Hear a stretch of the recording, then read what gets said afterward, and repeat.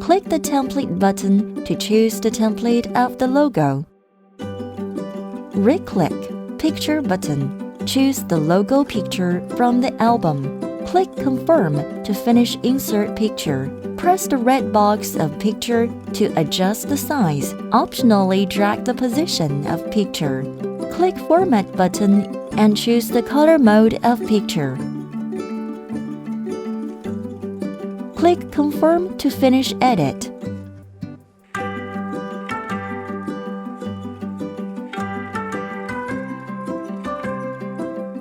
Click Picture button.